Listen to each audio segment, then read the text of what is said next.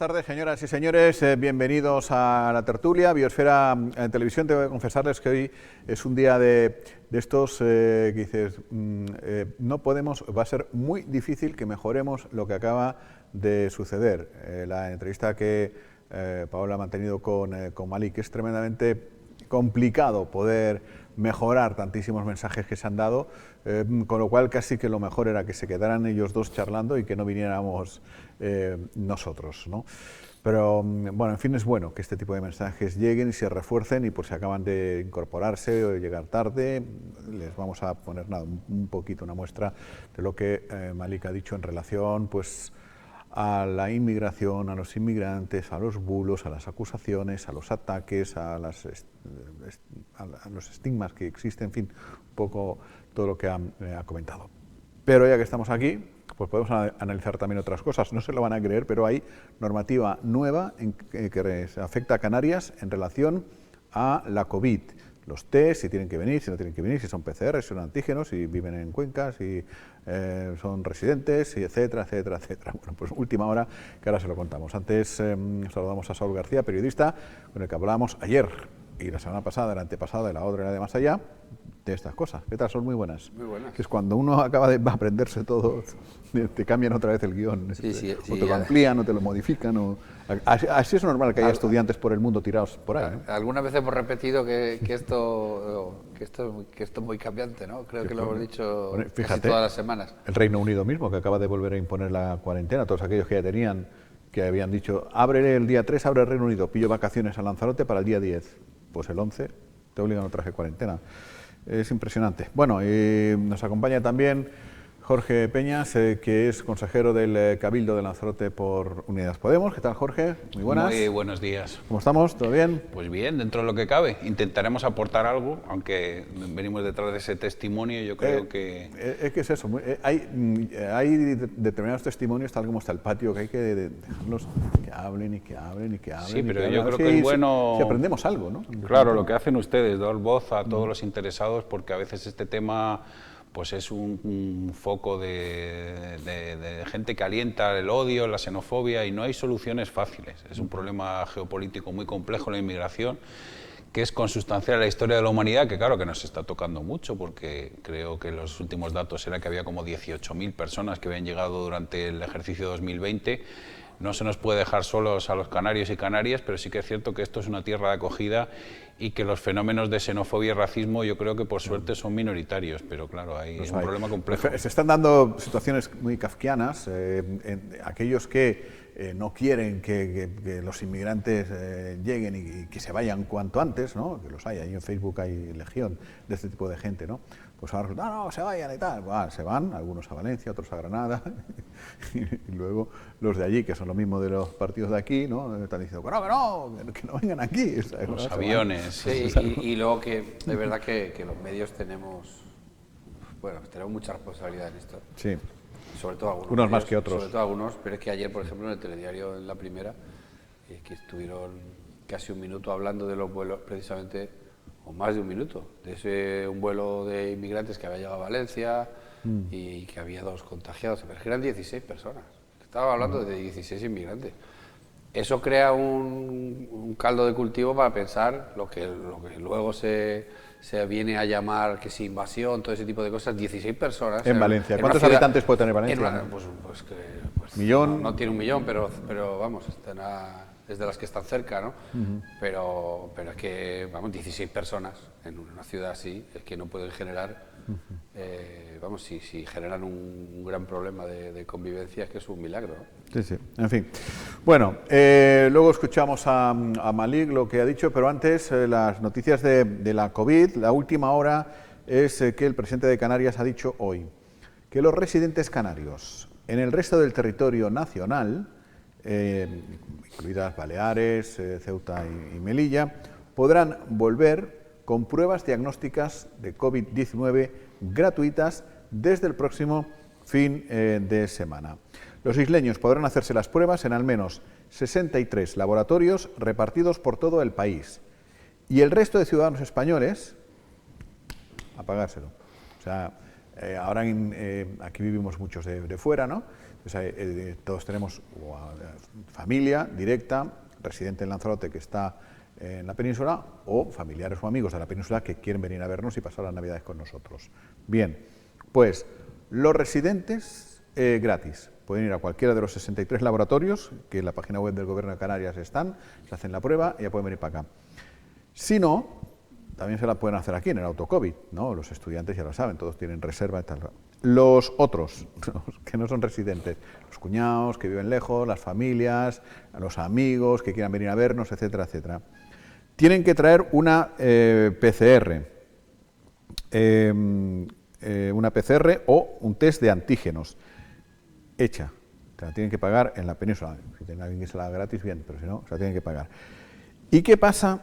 Que si no la traen hecha o lo que sea, bueno, pues a la llegada se les va a hacer un test si no la traen, ¿no? Aunque el presidente ha aclarado que no se les va a imponer ninguna sanción porque vienen por otras cuestiones y tal, ¿no? Eso ¿Queda claro? Que es, bueno, esos eran como los puntos que no quedaban claros ayer, ¿no? Debe ser. Pero lo que dices, los españoles que vengan, que no vengan por turismo, es decir, familiar, que vengan por trabajo, por familiares, a ver a familiares y exacto, ya llegados, ¿no? Eso es. Claro, los que se vayan, porque se entiende que los que se se entiende que probablemente en Navidades de la mayoría de las comunidades no se puede salir para hacer turismo, ¿no? No. Ni se puede entrar para hacer turismo. No.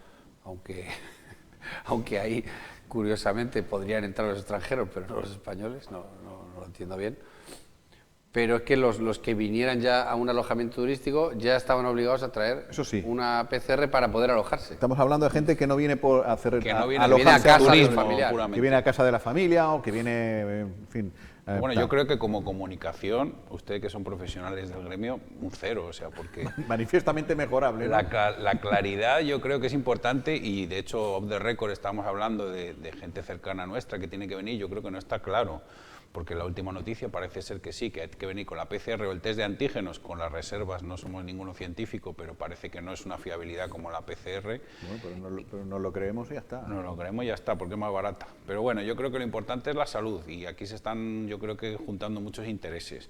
También romper una lanza por el servicio autocovid, que lo están llevando los profesionales, yo creo que también lo hemos hablado antes, de 10, o sea, porque yo personalmente y gente cercana en un mismo día llamas, te hacen la prueba y te llaman por teléfono para darte el resultado, la tranquilidad que tenemos, porque claro, el sector médico están diciendo que hay una serie de patologías ahora, catarros, gripes y tal, con unos síntomas muy parecidos al COVID. Y con lo que se hacía en marzo es decir, pues quédese sin trabajar en su casa 14 días, eso es lo que está funcionando bien. La comunicación, yo creo que ya un poco peor. Vamos a ver cómo acaba todo esto. Creo que dices tú lo del autocovid en general, yo no me canso de decir que Lanzarote ha dado una respuesta de notable alto, ¿no? en todos los ámbitos de esta pandemia, de esta crisis. La gente a veces se queja que por exceso, ¿no? Pues, no, es que la cultura ha estado cerrada, no, es que el deporte no sé cuántos y tal. Puede ser, ¿no? Pero desde luego cortos no nos hemos quedado, que en situaciones como esta la verdad que se agradece. Y una de las muestras del día de hoy, pues es que el Consorcio de Seguridad y Emergencias ha recibido el reconocimiento a las mejores prácticas preventivas frente a la COVID-19. Justo esta mañana, un reconocimiento que ha otorgado la Mutua de Accidentes de Canarias. Pues, aunque ellos deberían dar premios por cuantos más accidentes mejor, ¿no? No creo. No lo entiendo. No creo que es así. Es verdad que desde el punto de vista sanitario, yo creo que se ha actuado incluso antes de lo hemos hablado que se ha anticipado. Cuando yo hice una visita al hospital en medio de la pandemia y se habían preparado en tiempo récord, habían convertido en algunos quirófanos en salas de UCI que afortunadamente no se tuvieron que utilizar, ¿no? Y después se ha visto, ha habido recursos, muchas veces se dice, porque estaba bien diferenciado las zonas limpias de las zonas no limpias. En las zonas limpias la gente iba sin mascarilla para no malgastar la mascarilla cuando no era obligatorio, ¿no? Cuando todavía ahí, ¿no? Y luego también se hicieron algunas cosas que parece que se adelantaron a lo que después se hizo en el resto de Canarias. Por ejemplo, el Cabildo puso a disposición algún complejo de apartamentos para personas que tenían que hacer la cuarentena, sanitarios incluidos, o a turistas que tuvieran que hacer la cuarentena, y eso después el Gobierno de Canarias contrató un seguro que era más o menos la imitación de ese, y también se han hecho cribados masivos, tanto en el colegio como en residencias. Bueno, el tema del análisis de las aguas sucias. Claro, y incluso el autocovid también, que empezó. Vamos, me acuerdo perfectamente de que se decía desde la gerencia del hospital que no se podían hacer más de 100 pruebas al día, creo, y se han acabado haciendo como 500 o más.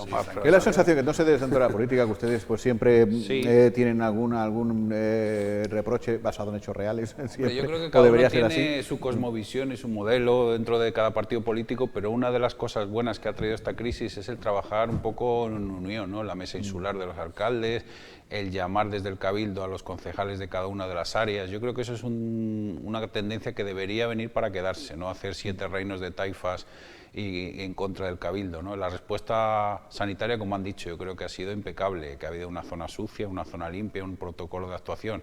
Con todos los recortes que ha sufrido nuestra sanidad pública, se ha demostrado la importancia de una sanidad pública bien dotada.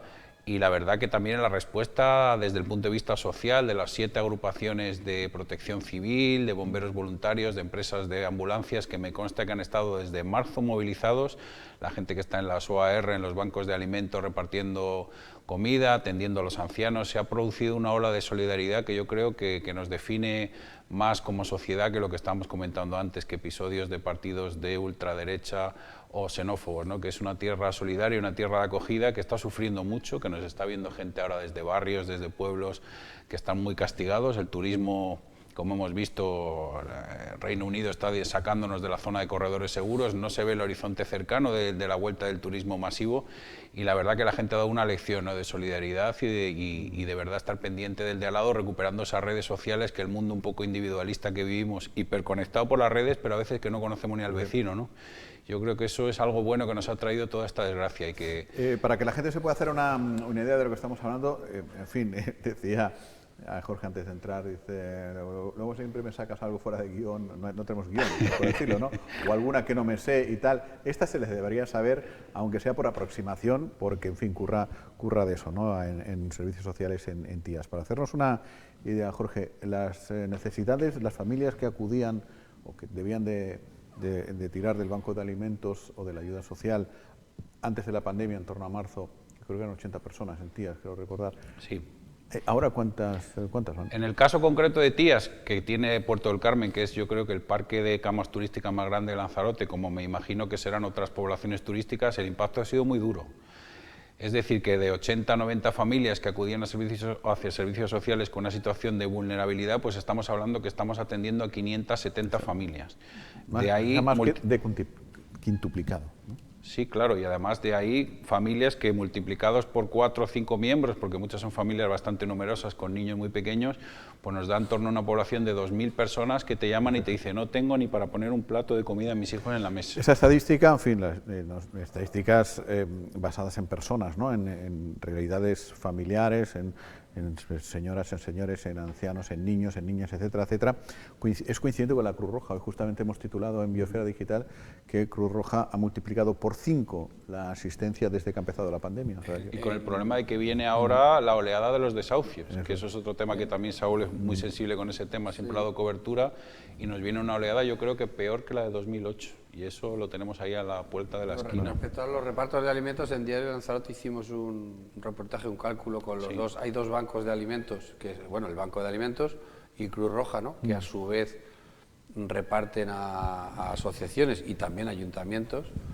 Y el cálculo que sale es de más de 14.000 personas que comen gracias a los bancos de alimentos. Es decir, es casi el 10%, de la población de Lanzarote, que es algo que parece que te lo dicen hace un año y no te lo crees. Y eso que la situación ya era mala hace un año. Es decir, que en una situación de una economía que todo el mundo tiraba voladores y que había 3 millones de turistas, había gente comiendo de la, Sí, vamos porque a eso, llamarlo caridad, o como se eso le ha quiera sido tan frágil como que cuando ha fallado el sueldo de un mes ha caído muchísima gente. Claro. Así de respecto a lo que frágil era, decía- ¿no? Respecto a lo que decía Jorge antes, sí me gustaría decir, con lo del voluntariado, bueno, me gustaría incidir en eso, porque por otras cuestiones que no vienen ahora al caso, he estado hablando con las agrupaciones de protección civil, ¿no? Y precisamente en la pandemia es que han sido esenciales para los ayuntamientos. Es decir, algunos ayuntamientos que las tenían ahí medio olvidadas se han dado cuenta que para hacer ciertas cosas con la gente confinada, para sacar a personas mayores, para llevarlas al médico, para ir a los colegios a recoger el material escolar y repartirlo para que los niños hicieran los deberes, para muchísimas cosas, pues resulta que lo han tenido que hacer los voluntarios de Protección Civil. de Y Protección han sido Civil. esenciales. Y en marzo es cuando más ha aumentado, de los últimos años, en marzo aumentó las solicitudes de voluntariado muchísimo. Sí, también Cruz Roja ha subrayado este tema, ¿no? Que ha habido un aluvión de gente que se ha prestado voluntaria para currar, para colaborar en las Y ONGs. que se ha mantenido, porque las malas lenguas decían, claro, que se apunta para poder salir de casa. No, después ha terminado el confinamiento y se ha mantenido Y como gente que voluntarios. tampoco a veces andan muy sobrados en su casa, que están entregando su tiempo, que no cobran un sueldo y que se están arriesgando su salud porque han ido incluso a llevar alimentos a positivos COVID, a repartos diarios o semanales. La verdad que Es así. el homenaje a esta gente porque sin ellos no habría sido posible. Bueno, decía Jorge, el regreso del turismo de masas no es que esté lejos, es que no se atisba, no lo vemos ni con prismáticos, ¿no? Y cuando parecía que Reino Unido, que es el principal país emisor, la cosa iba bastante mejor porque se les quitaron la cuarentena y demás, pues de repente ayer deciden de nuevo que cualquier pasajero que venga a Canarias al regreso tiene que hacer una cuarentena obligatoria de 14 días o de 5 si se hace una prueba PCR allí, que le va a costar un ojo de la cara y la yema del otro, ¿no? Que como ya todo el mundo sabe.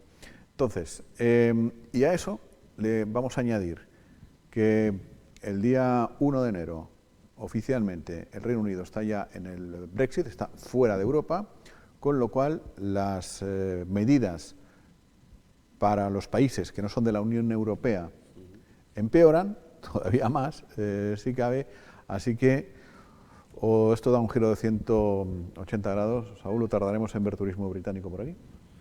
Sí, probablemente tardaremos en verlo más de lo que parecía que estaba previsto.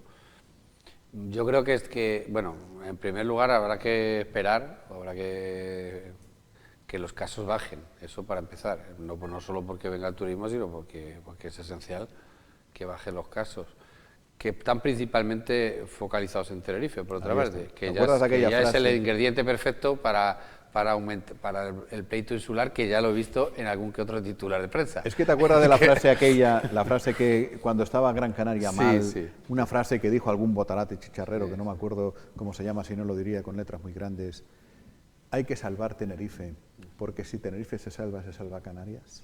No, ya he visto algún ¿Y qué ha pasado ahora? Ya he visto algún titular de prensa con ese... recordándole el tema, ¿no? Sí, no recordándolo, sino que la retirada la mala situación en Tenerife obliga, que por otra parte es un titular descriptivo, creo yo. Es decir, que no hay... ¿Qué vas a decir? Es que es así. Es verdad que Reino Unido, por ejemplo, diferencia en las islas griegas, las islas, pero en Canarias yo iba a decir eso precisamente porque en verano, cuando también había diferencias, se empezó otros países, Reino Unido no, o creo que lo hizo al final. Pero se diferenció entre la Pero península otros y países las islas. empezaron a diferenciar por islas. Es decir, Bélgica, por ejemplo, puso el semáforo en rojo en todas las islas menos en Tenerife, y hubo países que sí empezaron a diferenciar. Y probablemente en los próximos días veamos cómo las negociaciones con turoperadores o con el gobierno británico y las sociedades de promoción de cada isla van a intentar negociar individualmente porque si con toda lógica antes se podía, así, no han cambiado digamos, tanto diferenciar las Tenerife. cifras. Pero bueno, esperemos de todas formas que la situación cambie y que, Sí, que y que a Tenerife su vez mejore, por supuesto, y que a su claro. vez y que cambie la, es decir, que si no vienen turistas no sea porque las islas tienen un alto índice de contagio, que eso es lo principal, sino que sea por otros motivos, que por otra parte es que también hay que empezar a poner las miras un poco más lejos, porque es que no se va a recuperar el turismo a corto plazo. Eso está claro, pero Alemania, lo que pasa es que hoy tenemos mismo, ahora hambre. hoy mismo Alemania ha marcado los peores registros desde que empezó la pandemia.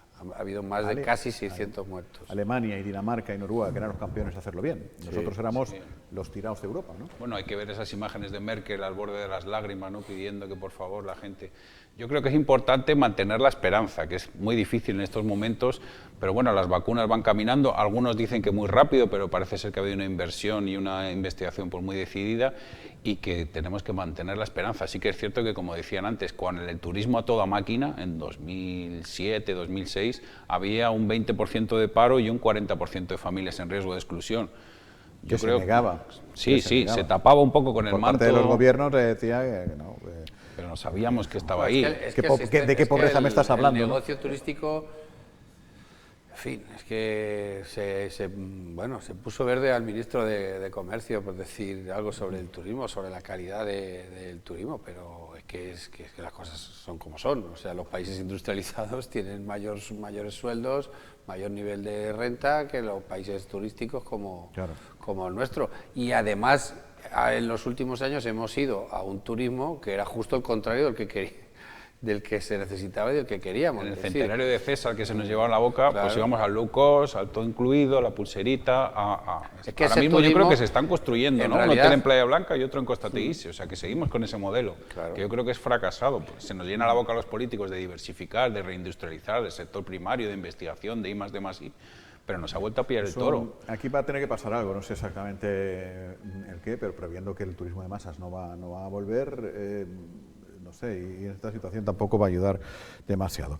Bueno, va a tener que pasar algo, me refiero en el sentido de reconvertir planta alojativa, algo, no lo sé, o sea, ningún estallido, ¿no? Hemos estudiado. Estallido, sería buen momento para que todos esos beneficios durante décadas que ha habido en el sector turístico se reinvirtieran. Lo que mucho me temo es que todos esos en la RIC y en otros lugares. Es decir, si uno ya mira la propiedad de los complejos hoteleros de Canarias, es un laberinto imposible de... Es verdad que algunos se han aprovechado, ¿eh? de entender, vamos. Sí, hay algunos digo porque pertenecen, no solo en Canarias, sino en España, ya los fondos de inversión son los mayores propietarios de hoteles, pero es que luego a veces hay sociedades que son de capital canario, pero están radicadas en otros lugares, en otros países. Hay que pensar qué modelo de islas queremos, ¿no? Si queremos eso, un modelo de lujo aparente, un hotel de 5 estrellas que deja un empleo que hemos detectado que al final es precario y que el capital, el beneficio se va muy lejos, o queremos algo más radicado aquí, ¿no? Nos hacían propuestas de turismo para personas con discapacidad, para personas mayores, igual con el deporte. Lo ideal sería de cada 2 habitaciones hacer una, por poner un ejemplo, que es decir, reducir la planta, hacerla mejor, más espaciosa, más mejor para otro tipo de turismo y que tener la mitad pero con más poder adquisitivo. Hay un elemento que es el sistema fiscal de Canarias, o el régimen económico y fiscal, que en las últimas décadas, en realidad la vocación al final era de ir hacia casi hacia un paraíso fiscal, no digo que lo sea, sino que si se hubiera dejado, se hubiera ido hacia allá, con siempre habría que revisar un poco esto, porque con la excusa de vamos a atraer inversiones, vamos a evitar tener que pagar herramientas como la RIC y otras para poder reinvertir, con esa excusa de atraer inversiones para reinvertir, ¿dónde está la reinversión? ¿Dónde está la reinversión? Porque es que no se ha visto real y desarmamos una administración. Ha habido un ejemplo que no consume territorio, que es un buen cliente, por decirlo de alguna manera, que deja dinero incluso aquí, que son los incentivos fiscales para la industria audiovisual, la cinematográfica. Se han rodado muchísimo en Canarias, se ha subcontratado a personal de aquí, equipos de aquí, etcétera, etcétera, y a lo mejor por ahí, ¿no? Incentivos fiscales en en otro tipo de cosas. Decían los nómadas digitales. Hay Yo grandes recuerdo, profesionales. bueno, yo de los nómadas digitales tengo mi visión, si quieres hablar otro día, pero sí recuerdo que se llegó a pedir desde entidades empresariales que la RIC se pudiera invertir en África. Sí, sí. Cuando iba justo en contra del espíritu con el que, Concepto de reinversión, con el lo que que había decía. Es así, nacido, sí, ¿no? todavía claro. Venga, lo último, Malik, que ha estado aquí con Paula Delgado, al cabo de una semana que empezó, bueno, fue la anterior en realidad, que terminó de una manera un tanto abrupta, con muchísimos mensajes que no convenía lanzar, al borde del enfrentamiento en la calle, ¿no? Bueno, pues es importante repetir determinados mensajes de qué es esto de la inmigración, por qué vienen, vienen porque quieren, vienen aquí porque les gustan las montañas del fuego, qué está pasando aquí, ¿no? Paula Delgado ha hablado con Malik largo y tendido sobre esta cuestión y, bueno, hemos preparado un pedacito. Tú que realmente quieres dar solución a un problema, tienes que ir hacia las raíces. Y las raíces de la inmigración y la lacra que estamos viviendo, tanto vida que se queda en el mar, primero los países emisores. Pero hasta la fecha no nos hemos dado con la tecla mágica, ni las autoridades de los países emisores, ni los países receptores, a dar por fin, erradicar esta lacra. Saber de que la persona lo que realmente, lo que le hace es arriesgar Su vida. metiéndose en el mar, es que tiene que ser mucho más allá de un teléfono o un zapatos. Para mí, simplemente esa gente, pues son, yo qué sé, no quiero pasarme, ¿no?, de mis palabras, porque tampoco no quiero ofender a nadie, ¿no? Pero para mí son un poco cortos en su planteamiento ideológico, es decir, la manera que piensan, para mí, deberían pensar un poco más allá, de que la vida es realmente el futuro. Cuando una persona pierde la esperanza en el futuro, pues arriesga su vida y se va donde realmente piensa que allí puede encontrar una vida mejor. Porque nadie puede construir el futuro de un país sin contar con sus jóvenes. Pero ahora, como europeos, como español y como también canario y lanzaroteño, deberíamos pensar en que el perfil del migrante ha cambiado radicalmente. No se hablaba de... Venían gente, adultos como yo, ya que han hecho ya un recorrido en su vida fuerte, venir a trabajar y a contribuir. Pero ahora son niños y mujeres embarazadas. Solamente un ejemplo. Porque, le digo, yo quiero dar solamente un ejemplo. En tiempos de pandemia, cuando todos los españoles estábamos confinados en nuestra casa, ¿quién estaba en Huelva? ¿Quién estaban en Badalona? ¿Quién estaban en Lleida? ¿Quién estaban en Almería, en los campos? Pues los emigrantes. Y algunos españoles que no le voy a quitar tampoco el mérito. Pero esta respuesta va a aquellas personas que fomentan el discurso del odio, fomentando el racismo. A personas que la mayoría de ellos solo vienen para trabajar. Porque también a veces, antes de reclamar tus derechos, cada persona es de su responsabilidad saber cuáles son sus deberes como ciudadanos. Para mí no hay ni emigrantes ni autóctonos, solo basta ser ciudadano. Desde luego. Listo. Bueno, la entrevista la podrán ver a la hora de la tarde, el fin de semana, y bueno, y está bien que se vea, desde luego, por parte de todo el mundo, ¿no? Pero más allá, incluso por parte de esas personas que tienen ciertas reticencias. Yo creo que el tema, son directamente radicales. Que hemos asistido a un espectáculo que yo creo que nos han dado una lección en Órzola, el homenaje, la ofrenda floral a los 8 fallecidos que llegaban en patera. Estuvieron los 7 héroes de Órzola y los que se tiraron al mar sin pensárselo en la noche para sacarlos, todos los colectivos de inmigrantes de forma pacífica. Y yo creo que hay que invitar a una reflexión, como decía Malik. ¿Por qué vienen? ¿Por qué? Hay que ver una visión geopolítica amplia, es decir, ha habido un colonialismo, un neocolonialismo, es decir, África ha sido expoliada de sus recursos históricamente y sigue a día de hoy por países muy cercanos a nosotros.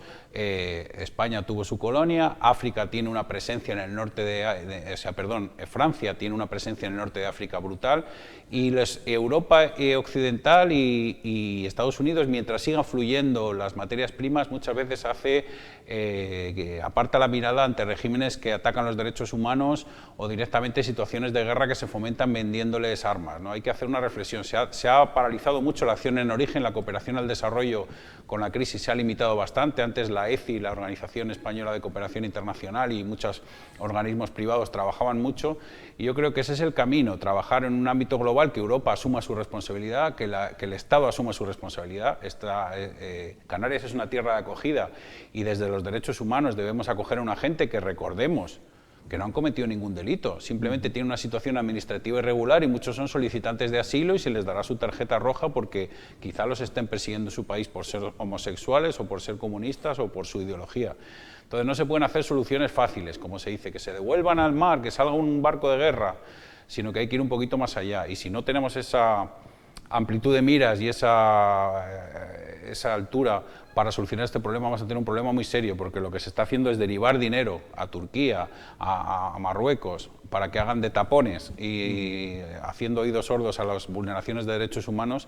Yo creo que no hay soluciones sencillas y que hay gente que interesadamente está agitando el fenómeno de la xenofobia, que más que xenofobia y racismo muchas veces es aporofobia, porque si viene un jugador de fútbol, sea negro, japonés o tal, nos parece todo fantástico, pero son la gente que nos vienen, entre comillas, a quitar el trabajo. Y tener a todo el mundo a Shakira de vecina ya fantástico. Claro, y recordemos que lo que decíais antes, claro, de la misma nacionalidad y te molesta. Pero claro, que lo que decía Saúl, que realmente el tanto por ciento, hombre, ha habido una avalancha, un número que ha subido, pero el tanto por ciento mayor de gente que viene con una visa de turista en un aeropuerto. Si es que es un número irrelevante de personas las que, para 40 y tantos millones de personas que viven en este país, es un número muy, muy bajo. Y luego yo creo que es que hay que intentar desterrar algunas cosas, algunos mitos, digamos, ¿no? Es decir, que se intenta justificar. Hay gente que dice que no es racista y que intenta justificarlo de alguna manera. Pero intenta juzgar a las personas como un colectivo, ¿no? Estos días es que he estado leyendo que que ha habido un robo cerca del complejo de la Santa, ¿no?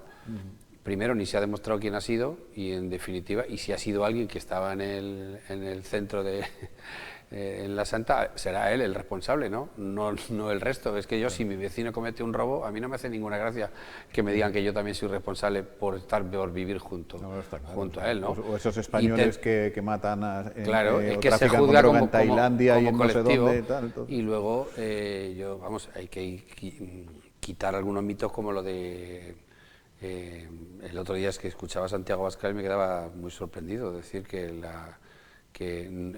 hablaba del efecto llamada, es decir, los inmigrantes vienen porque los llaman desde este gobierno. El efecto llamada no existe efecto llamada. Bueno, en fin, el efecto llamada es la situación en la que están en esos países. No existe el efecto llamada, no existen los barcos nodriza, que también se intenta meter.